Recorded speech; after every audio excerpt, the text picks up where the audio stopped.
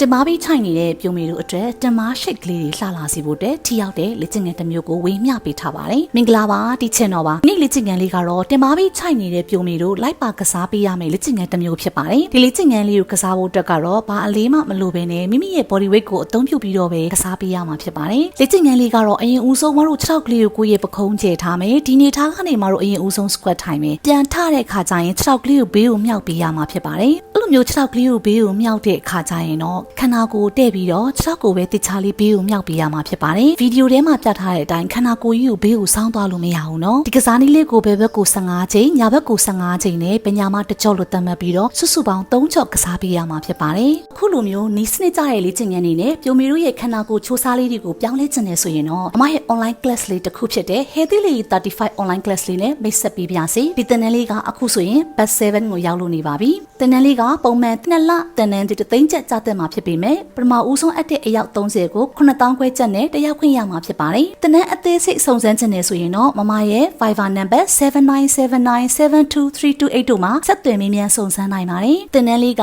မေလ23ရက်နေ့မှာစမှာဖြစ်ပါတယ်။အခုပဲတင်နန်းလက်ခံနေပြီနော်။တင်နန်းလေးကလူပြည့်တာမြန်တဲ့အတွက်ကြောင့်မျက်အပ်ဖို့လိုမယ်နော်။ Healthy Lady 35တင်နန်းလေးကလည်းပြိုမီအားလုံးကိုကြိုဆိုနေပါတယ်။ဗီဒီယိုလေးကပြိုမီတို့အတွက်အကျိုးရှိမယ်လို့မျှော်လင့်ပါတယ်။နောက်ထပ်လည်းပြိုမီတို့အတွက်အကျိုးရှိစေမယ့်လက်ကျင့်ငန်းတွေနဲ့ဗဟုသုတတွေကိုဝေမျှပေးသွားပါအောင်မယ်။ဗီဒီယိုလေးကိုဆုံးထိအောင်ကြည့်ပေးလို့ကျေးဇူးများကြီးတင်ပါတယ်။ကျွန်မလှပချင်တဲ့အမျိုးသမီးတိုင်းအတွက်ဒီ channel ရှိရနော်။